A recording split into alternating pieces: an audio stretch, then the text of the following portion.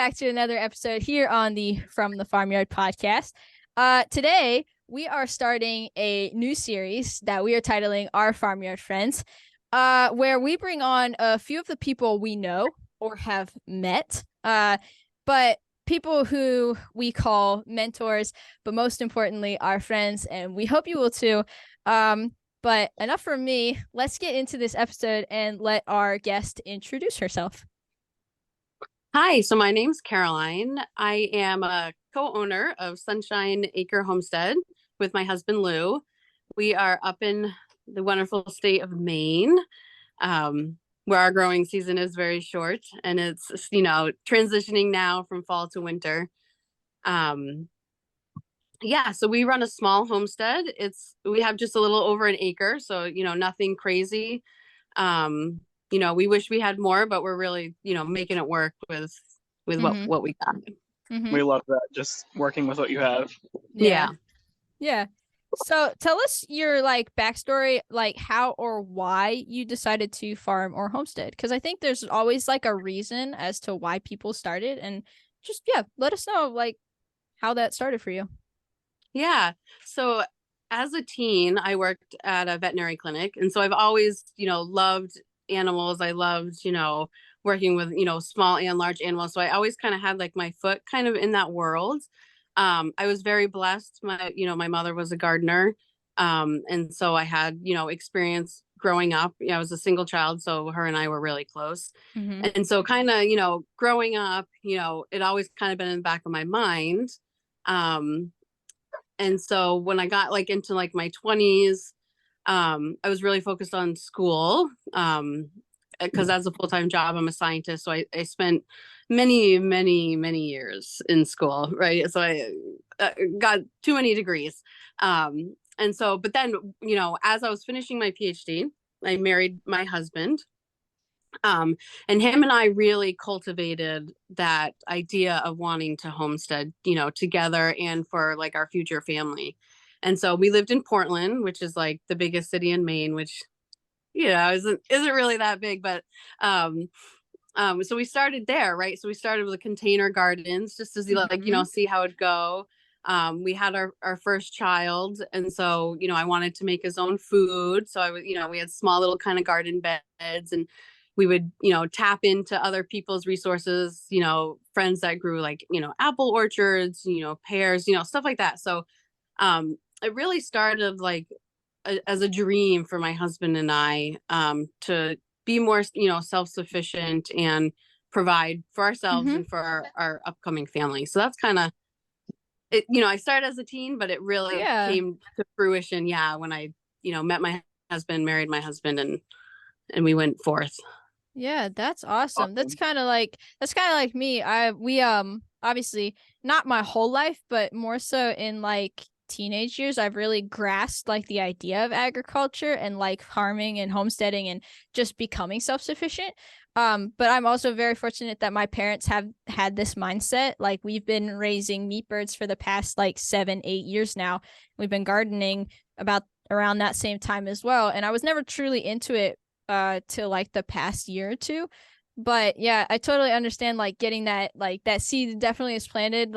It's super neat having it from that young age, because I hope that being able to learn that now, it's gonna help me and benefit me in the future, instead of having to sit down with books or watch videos later on I see a lot of people doing now, because they're leaving their city jobs or whatever and going more into the country. I like the ability to have this just in my roots per se, just to have this from when I was younger and to be able to carry it on in the future and for my future family and stuff like that. So I totally get that. That's super cool. Yes. And how long have you been farming? Yeah. Geez. So officially, if we're going to say officially, when we lived back in Portland, it started in 2013. And then we've kind of, molded, after I was finished with my PhD, we moved to a coastal town, where we were completely off grid. So and I only had one child at this time. like no running water, no electricity. So we're really working with the land. Yeah. Because my husband is a outdoor survival instructor. He's a Maine guide. And so we really wanted to live that lifestyle, Mhm. like hauling water to the animals and, Yeah. gardening, all that stuff. And so we did that for a few years. And then, so currently where we are now, a little over an acre, we've been here for 4 years. And so I guess on and off for almost 10 years, depending on what property we were at. Yeah. That's Yeah. awesome. So, like, you all raise animals, correct? We do, yes. So, what kind of animals Yep, do you raise? Yeah.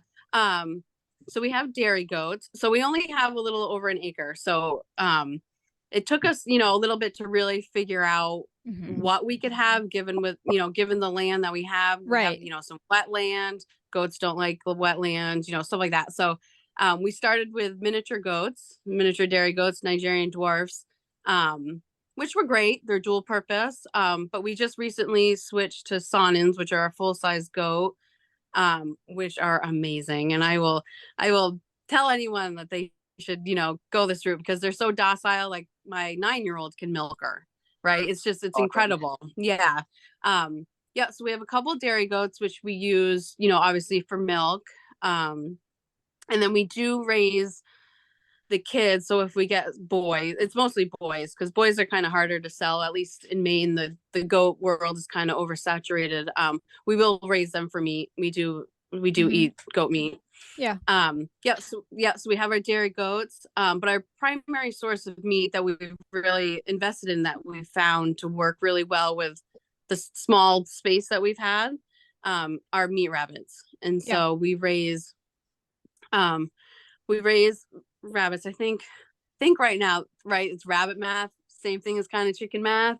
I think I have like 6 breeders, and so with those 6 breeders I have 2 boys, 4 girls. And then so it's typically from September to June is really the season for rabbits. And so right now we're really ramping up our meat rabbit production, and so that's our primary protein for us that we cool. do here. We found that we get the meat, but we also get the compost, right? Because rabbit compost is cold, right? So I throw it straight in the gardens, which is super awesome. Yeah. And then we also save the pelts, and like this winter we have a whole bunch that we're going to work on making mittens for the family. That's cool. That is so cool. Would you say the Saanens have a better personality and are just an all around better dairy animal than the Nigerians? For us personally, yes. We found that they are really docile. Like they're just really chill, right? Like I said, like my 9-year-old can hand milk her. There's no kicking. They're very quiet breed, just kind of like the Oberlossie. They're very quiet. So like, for example, I'll give a short little thing which made us laugh. We went to a 4-H goat show. My oldest son is in 4-H, and we were picking up our new Saanen doling, and we're like, man, I don't know where they're showing the goats. It was so quiet. And we get up there and we see all the Saanens. They're in the ring, standing, beautiful, quiet. So then they're done. So the next stuff is the Nigerians. So people are bringing out the Nigerians, and they are screaming, right? They are just like, they don't want to be there. They're right. And we're like, yep, this is the way our Nigerians were, just, loud, very kind of defiant. So it was really funny to kind of see that dynamic between the two, because that's exactly what they are. The Saanens, they're just so chill and so docile. Yeah. What breed of rabbits do you have? Yeah. So as a scientist, I like to do my meat mix, my magical meat mixes. And so I have some chinchilla mixes, and then I have some New Zealand mixes that I like to use, that create awesome, because the goal is to get the rabbit to be about 5 pounds between weeks 8 and 10. And so I breed for that kind of outcome quality. And then we also have like the standard Rex that have the really nice, beautiful pelts, which is where we make the and stuff. So those would be better for the pelts. which you guys are using them for. Yeah, their fur is denser and it's like super soft. Like if too bad I'm not outside, but if I had, like a Rex, next to like my New Zealand mix, you could just tell by their pelt. It's just super soft, super dense. And they're really nice to work with. Are there any problems with being up north with them getting colder, or they're pretty much fine, them and the goats? Yeah, so rabbits do better in the cold, as long as they're in a draft free, area, and then they have somewhere, like a little house to kind of go into. They don't do well in the heat. So like, which is why I only breed from like end of August, September, depending on how our season's going, until June. Because when they have babies, they make like a really nice nest, they pull all their fur. And then if you're getting like 80, 90 degree weather, the kits can easily get overheated in the nest box. And so it's incredible. Like, we breed heavy in the winter. The only problems you see is when like a mom like has her kits not in the box, right? And they're they're on the, so that's the only kind of downfall of it being too cold. But no, and then the pelts do better in the winter. They're thicker because it's colder. Because I'm like here in Pennsylvania, and I know that climates and stuff, like we have colder weather. What is your growing season? Like what's your season like of warm, cold? Because you say you breed in winter. How long is that typically for you? Geez, I feel like the weather here in Maine has changed, right? It used to be a lot colder. I feel like it's gotten a little warmer. So like winter, like we're coming up on winter, typically like December to March, is really kind of like winter, with, February being the coldest. I think, depending on where you are in Pennsylvania, I think it might be the same kind of definitely climate. Definitely is. I didn't know just because you were further up north if that was like different, or if like seasons for that. Yeah, it is. Yeah, okay. So Maine is a big state, and so I'm more central localized. Okay. So yeah, as you get more north towards Canada, it's the growing season's even shorter. Okay. Because the winters are a little bit more harsh. So, and how long of a growing season do you have, roughly? How long? Yeah, so usually I'm putting stuff in my garden the end of May.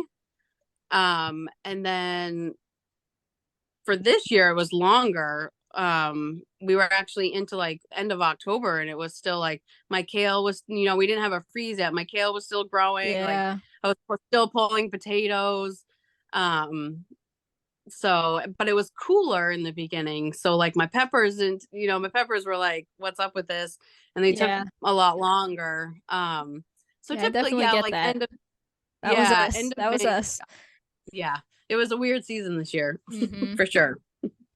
So, with meat rabbits, because we do meat chickens, I don't know, like process and stuff. Can you like explain that a little bit, like with like feeding and like what that all looks like, just the whole process of it? Just like so there's different, everything. Because we do meat birds, and I just don't know. I know that they're probably obviously not similar, but I just don't know like weeks, how long it takes, if you feed as much as we feed meat birds, like what that all looks like. Yeah, probably feed just as much, right? Because it's a free feed. Right. It's a free feed when you're growing them out for meat. So the process. So if you breed a doe, it takes her about 30 days to have the kits, and so I keep does that have no less than 8 kits, just because at that point, if I'm only feeding like 5 kits or 4 kits, when they start to get bigger, it's not as financially beneficial. And so I kind of maximize for larger litters and the grow rates. So mom has kits after 30 days, and then so how many does she usually they feed have? off mom. How much is that usually? Would she? Yeah, have? so 8 to 12. Okay. 8 to 12 kits, depending on the mom. And so then mom feeds them exclusively until about like 3 weeks. And so we're free feeding mom. And there's a lot of different methods of feeding meat rabbits. You could be pellet only, where you're buying just, pellets from like a grain store. Mm-hmm. You could do completely off the pellet. There's a great book about feeding meat rabbits off the pellet, where it's just greens and stuff like that. We do a mix of both. And so, yeah, so mom's being free fed. I know I really should have this like all calculated out, right? Like price. Like we have a general idea of how much it costs, like per pound when the babies are out, but I don't include feeding mom, free feed. It's only really until the kits start exploring out of the box around 3 weeks. And then they start experimenting, with eating hay, eating greens, eating pellets. And so really they stay with mom. I keep them with mom until they're 6 weeks old. And then I start weaning them from mom. And then they go into kind of their own cage, the group of them. I keep siblings together. And then they're free fed until between 8 and 10 weeks. And so, that, like for us, it comes out to be about like, $10 per pound. Meat rabbits are not cheap. They're a little bit more of an expensive animal. And then during butcher, there's, the same like with chickens, there's a lot of different kind of methods of dispatch. And so whatever you feel most comfortable with, we do kind of like the broomstick method because it's quick and easy, and it's ethical. They don't hopefully don't feel anything. But for us, we found we really like processing rabbits better than chickens. It's a lot faster and it's a lot cleaner. And so that's one of the huge benefits of why we chose meat rabbits instead of meat chickens. Space, because they can be vertical. Yep. So it's space saver, and it's just so easy. So typically what you do is you'll just hang them by their rear legs. You make little slits, and literally what you do to preserve the pelt is you cut around the legs, and it comes off like it's like a sweater. I think that's what my husband likes to call it. It comes just like off like a sweater, so it comes whole and intact. And we try to use as much as the rabbit as possible. So like our working dog, we have a couple rat terriers that are working dogs for rodent control. Like they get the heads, and then the pelts that we don't use, we dehydrate for snacks. And so then you really just, you have the rabbit, and then all you have to do is, take out the innards, the stomachs, usually the intestines and all that comes out first, so you don't cross contaminate. Right. And then we harvest the organs, because the organs are like so good, right? The dogs get the kidneys, and then we take the heart and the liver for us.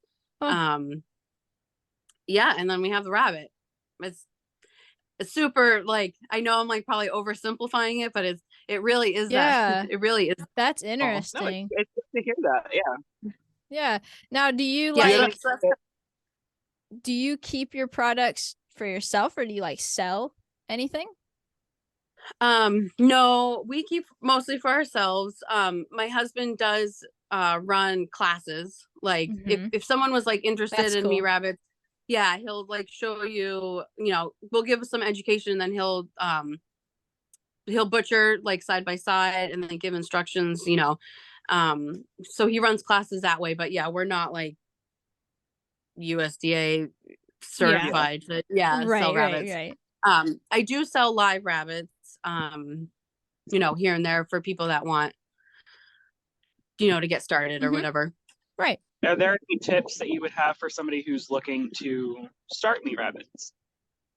I think finding someone, right, like a mentor, or even just someone to talk to and see the process, right? Because I think a lot of us, in our society still are like, oh, but rabbits are so cute. Like, how can you do this? Right. It is. They are so cute. And that's the best thing. Like they're loved, right? So much, like, and handled throughout their life. It's that process of separating livestock from pet. And I've had to do that a lot with like chicken keeping. Because obviously when I was younger, it's like, oh, these little chicks, like, how are you supposed to kill them? And then they get to be these big, fat, ugly Yeah. crap monsters, and it's like, oh, this isn't that hard. But like in that process of like the chick stage, you know, while we're raising them, they are taken care of, they're well loved, and it's like that separation of, you know, God put these animals here for a purpose, and they're supposed to be used for us, for our meat and for our livestock, and it's like, you know, separating that, you know, from pet and livestock. You can still take care of them, but like there is a line, definitely. Yeah.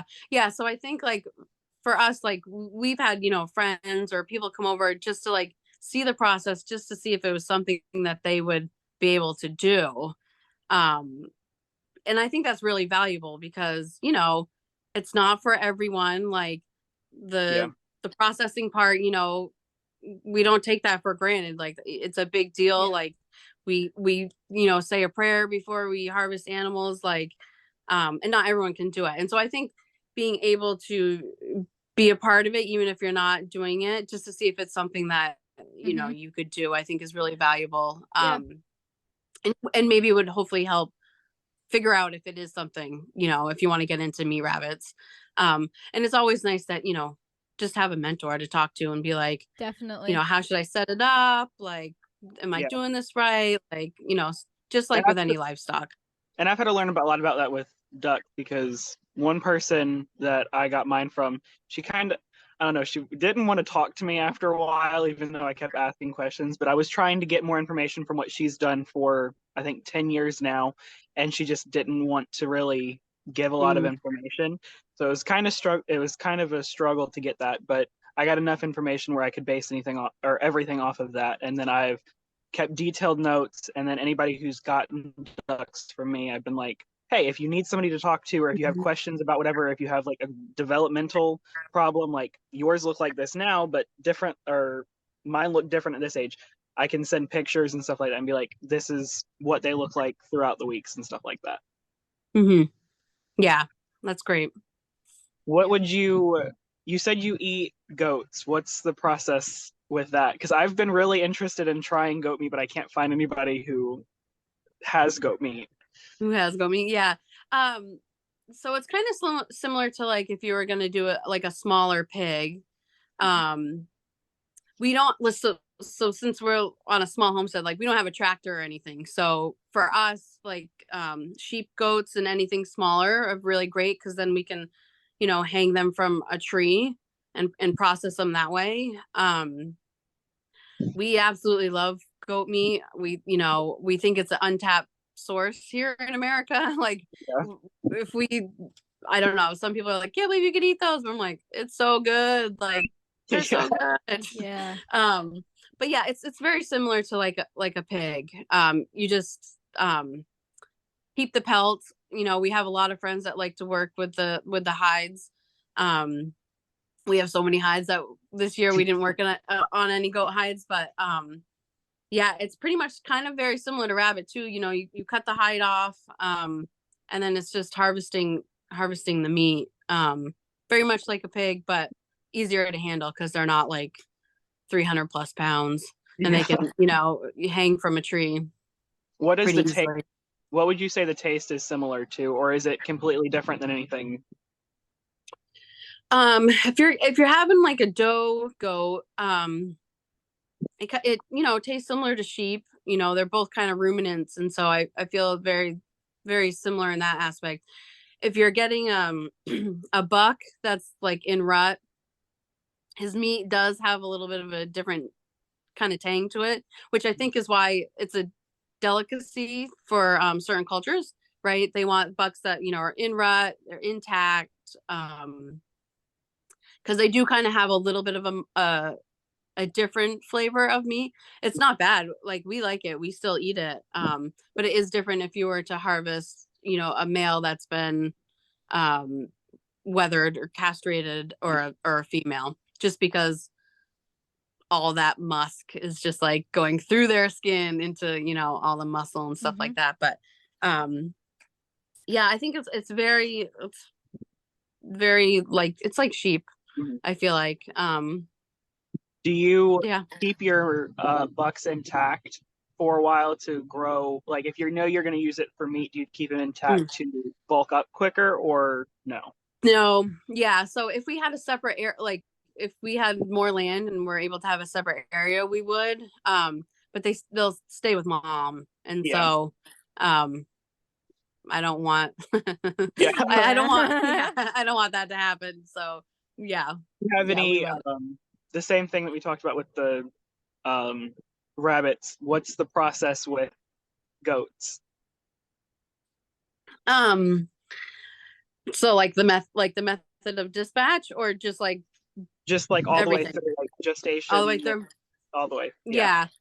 So typically we'll wean from mom by like 8 to 10 weeks. I feel like boys kind of wean a little bit earlier, or they'll just be really pains in the butts. Where we had to separate for a while. But they start eating hay pretty soon. We don't give boys much grain. We do use like a whole oat barley mix, that we might give. But it's typically just grain for the ladies that are in milk. And so yeah, by like 10 weeks, hopefully they're off mom. It's the plan. And then yeah, so we breed in the fall for spring kids.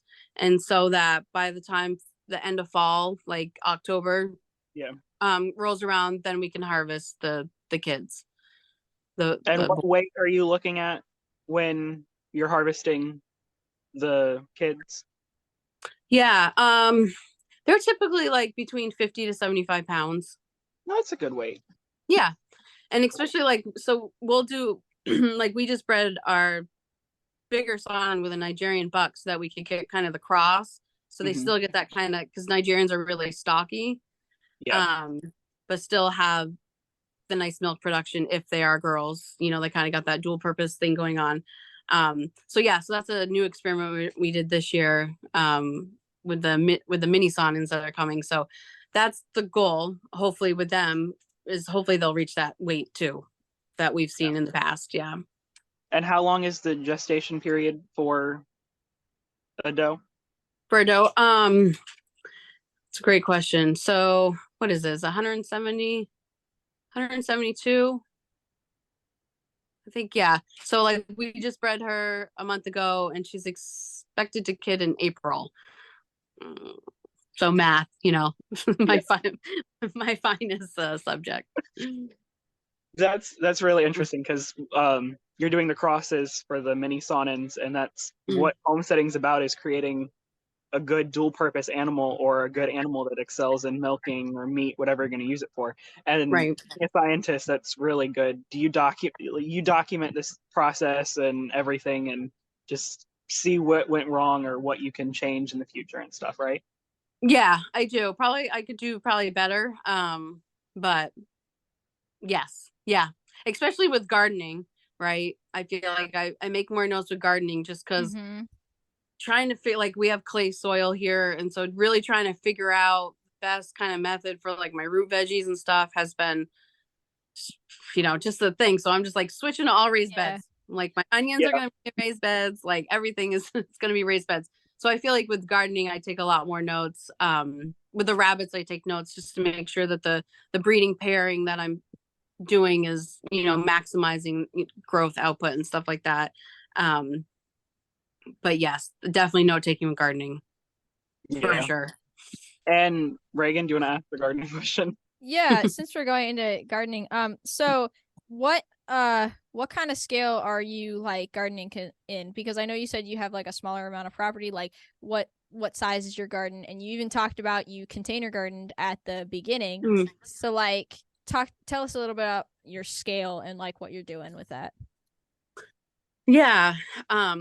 I'm not really good with feet numbers. Hopefully, I wish my husband was Doesn't here. He's have really to be good. Exact. Doesn't have to be exact. That's fine. He's like, oh yeah. He's like, that garlic bed we just put in, that was like, 70 by, 10. He's really good at that. But yeah, we kind of do like a mixed thing. So we still do containers, right? So like, in front of my house, we've kind of gotten away with, the really pretty nice, like landscaped commercial house. So, we have a couple raised beds that we can put plastic over, that a lot of time we'll do mostly our greens. It's mostly like the kitchen stuff, which is right next to the house, like the lettuce and some herbs, you know, cilantro, all that stuff that we would just harvest to bring right in. And then, you know, along the goat area, you know, we do snacks for them. So we have a lot of like kale, walking onions, you know, stuff, kind of like stuff like that. And then like in the back of our property, we do have a huge gated area to keep we have a lot of deer. So to keep the deer out, which is where we do the bulk of the stuff, where, you know, like the garlic, the tomatoes, you know, the green beans, cucumbers, kind of like all that kind of traditional stuff. And we keep like growing, right? So we just, on the outside of that fenced in area, we just did a whole row. It's probably like a 50-foot row or something like that, for carrots. So it was like raised, you know. I have a couple like medicinal perennial gardens that we kind of established that has like, you know, echinacea and calendula, you know, bee balm, lemon balm, kind of like lavender, kind of that stuff. And then we have some like food forest stuff where it's like autumn olive. So like wild edibles, my husband's really into. So we have that. We have like, we put some apple trees, peach tree. That's cool. You know, yeah, we do strawberries in raised containers, but I put some in the ground for the first time this year. And they did really well. So we have a big patch for strawberries. Yeah. So it's kind of a mixed, you know, we really try to maximize, you know, and I try to put in perennials, right? So we got to figure out like what we're eating, you know? And so it's like, okay, I have 2 younger kids who are like blowing through berries. And so our big thing was like putting in a bunch of blueberries, right? Yep. So put in a bunch of blueberries, put in a bunch of raspberries. Because that's kind of like what it is too, figuring out what we're actually going to eat, you know, like I do some peppers, but we don't eat a ton of peppers. And so I got to remember, like, I only need a small area for peppers. And really, like, I think that's been the biggest thing is figuring out what we eat. So like we eat a lot of carrots. So we have to make sure we have, you know, a lot of spaces for carrots.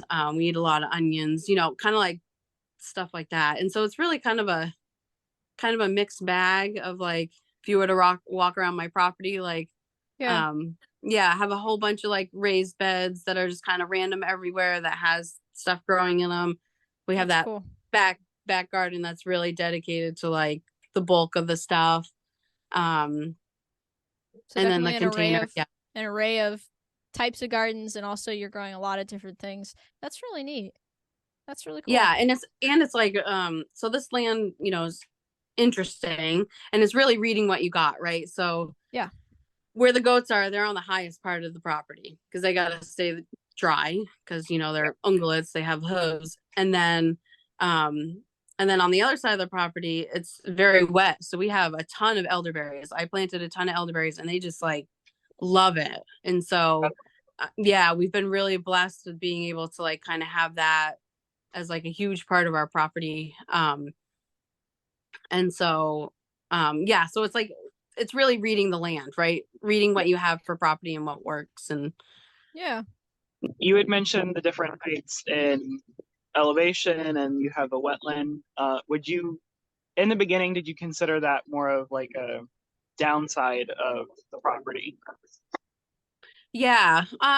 Yes. And also an opportunity, right? Figuring out what would work great. So like for me, like I use elderberry for medicinal purposes for, you know, for my family. And so I saw a great opportunity for that. My husband does willow basket making. And so willow does really well and wet. And so we didn't realize how wet it was, you know, until, you know, because we bought the place in summer.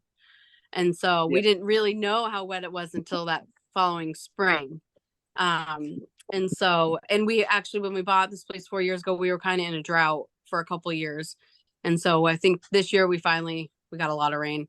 And so, yeah, I think you know, it is a little bit of a downside because, you know, we couldn't have like a huge area for goats that we really wanted.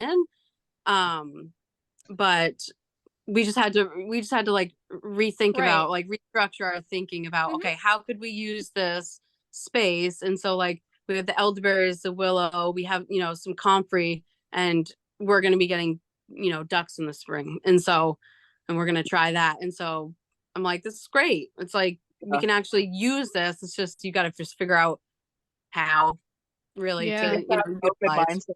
Yeah, you have to have the open Mhm. mindset of being like, I can use this. It's not just a complete waste of space. I can utilize it because, like you said, ducks are going to be awesome in that area. Yeah, they're hopefully gonna love it. Yeah. What's your favorite thing to grow in the garden? Ooh, favorite thing to grow. Because Oh, you that's grow a lot hard. of things by the sounds of it. I heard a Yeah. lot of Yeah, different varieties of plants, and that's what would be your yeah. top favorite to Top. grow? Like, I know there's different types to eat and stuff. Like, what would be, like, out of those two, what would be your favorite thing to grow and your favorite thing to eat from your garden? Let's do that. Mm. My favorite thing to grow is probably snap peas, just Mm-hmm. because I love that they're early. So they're an early crop. They like coolness. Um, they do really well here, and I can get multiple plantings of them. So I can Mm-hmm. get multiple harvests. And same with shelling peas, I kind of mix it up a little bit, and I love the way that they like glisten if there's like a little bit of a frost or a little bit of rain. So I really love growing those. And then eating, that's hard. Because we eat a lot here. I have two boys and a husband, so I feel like it's like they are eating all the time. I would probably have to say carrots. We love fresh carrots. Yeah. So yeah, snappies and carrots. Those are my two choices. If I'm gonna eat a carrot, I like the ones that I can grow. I'm not a huge Mhm. carrot person. I don't like the carrots from the store. I don't like any vegetables from the store. I feel like they're just so watered down and Bland. like Yeah. weird tasting. I don't know. I like a carrot with a little bit of dirt on it sometimes. Like, Yeah. Mhm. it's not bad. Like Yeah, and carrot. Oh, my I favorite was thing. You're good. sorry. Go Sorry, back. you can go. You can go. No, I was just saying carrots are fun too. Like if you do a later planting in the year and overwinter them, they get massive by next fall. So that's been really fun to kind of play around with. We were getting carrots that were like, super big. That's Yeah. cool. Sorry, go ahead, Zach. What were you gonna say? My favorite thing to grow or to eat from the garden is tomatoes, just because Mm. the taste when they've been in the she doesn't like tomatoes, but the taste after they've been sitting in the sun all day long and just eating them in the afternoon, it's just Mm. I can't compare that to anything else. You can only get that. Eating them from the store, like it's not the same. It's so Mhm. bad. He really, really, really likes tomatoes. Like really, really likes tomatoes. I, it's an addiction, I think. It'll be my dinner sometimes once tomatoes like really start. Yeah. I'll just sit out Mm. and eat tomatoes. But I plant so many because I know that I'm going to be out there fresh eating. So I Mm-hmm. have enough to sell or to give to family and then for salads and stuff like that. And Mhm. then fresh eating. That's Yeah. awesome. Now, do you like with your gardening and stuff, do you preserve or anything? Like, how do you do that? Do you can? Yes, I do. Yeah, Nice. so that's like a huge like love of mine. Yeah. Um, to me, that's a point of wealth, like having, food Yes. security and being able to feed my family, Definitely. my children. Yeah, you know, Yeah. fresh stuff Definitely. from the garden. Yeah. Exactly. And to be able to go like in your pantry and just see this array of colors, like of Mm. everything you grew, and just to like think of all the work and like the effort and the process that you put into growing those vegetables or fruits. And then the whole canning and preserving process is also very, very interesting. We do it and it's just super cool. Um, Hmm. but definitely, like you said, a form of wealth. Oh, for sure. Oh, for Hmm. sure. Just to have that down there, even with like meat, having your freezers full, Yeah. that's huge. Yeah. So we do most of our meat is canned. So you It's freshly can it canned. too. See, I see Yeah. people can it and they freeze it too. See, we freeze all our chicken. We've never canned. My grandparents can their chicken, I think. Yeah. I think they've canned it. All of our all of our rabbits get canned. Do Interesting. you you live in Maine? I don't know how close you are to the water, but you guys eat a lot of fish or do anything with that? When we lived in a coastal town, we definitely ate more, but not as much as like you would think, being like in Maine. Mm-hmm. Like we're about an hour and 20 from the ocean. We're right along the river. And so we'll definitely go down to like a local fish shop and get like, haddock and stuff like that, but not as much as you would think, Yeah. at least for us and our family. Mhm. I'm sure Yeah. there are others that are different. Yeah. We're not huge lobster fans. Yeah. A lot of people love lobster, so I love crab. Like crab, like Mm. crab's my favorite.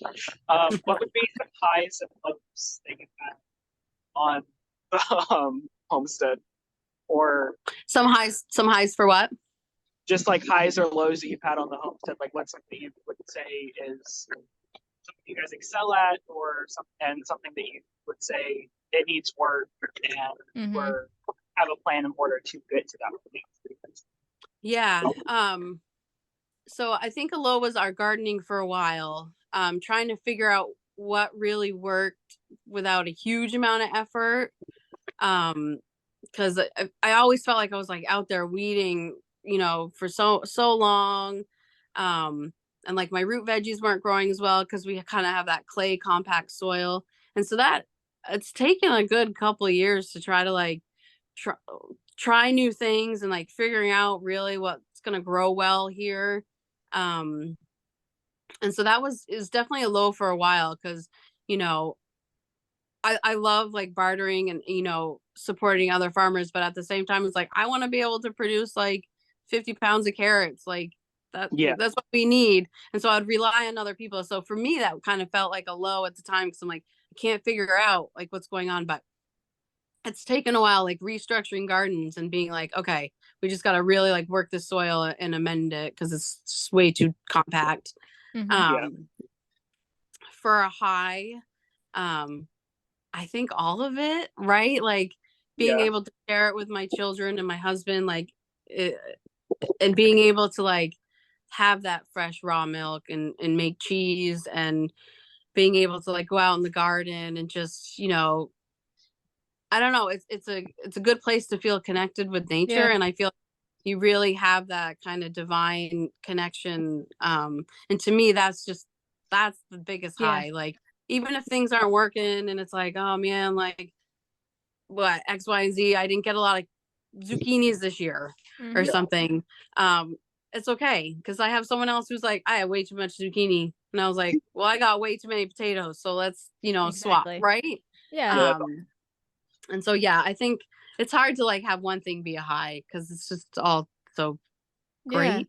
Yeah, Yeah. I do a lot of mine in buckets, like because I started out as a bucket gardener. So I Mhm. had all those buckets, and when we got the raised, or when we built the raised beds and everything, I had the buckets, and I was like, I don't want to necessarily put root vegetables in the ground because I mean our ground it's good to a point, but it is really compact, so it's not good for growing roots. But the buckets work really well for that. I might not be getting the harvest that I could be getting, but I'm getting. I mean, we did, I think, one bag of seed potatoes, and I think I got like 20 or 25 pounds Mm. of potatoes from that, and it was really awesome from that. And then we'll continually save some and do like a later plant for a harvest, and then carrots all over winter. And it gets too hot here in the summers. I mean, we break 110 for much Yeah. of July, so it's in the cooler months. I'll utilize the buckets or the raised beds for greens and stuff like that. Nice. Yeah, that's great. And talking about these like highs and lows and stuff, this kind of leads into one of our last questions for this interview. What would you say, like, because this lifestyle, it's the coolest thing in my opinion. I just think it's so neat, and there's a lot of different experiences that you can just have with it. What would you say is your like favorite thing that you just like truly like genuinely just appreciate about this lifestyle?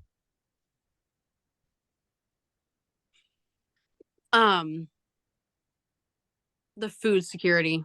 It really like gives me a lot of comfort. It might be a lot of work at first, but just like kind of you said, Reagan, like being able to go into your pantry and like pick something up that you grew, you can cook for your family. Mhm.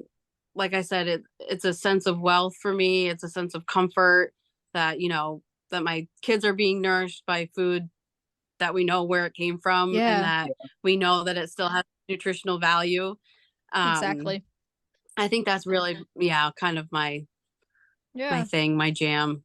Sure. When yeah. you speak of food security for people who don't know or who are hesitant about jumping into it.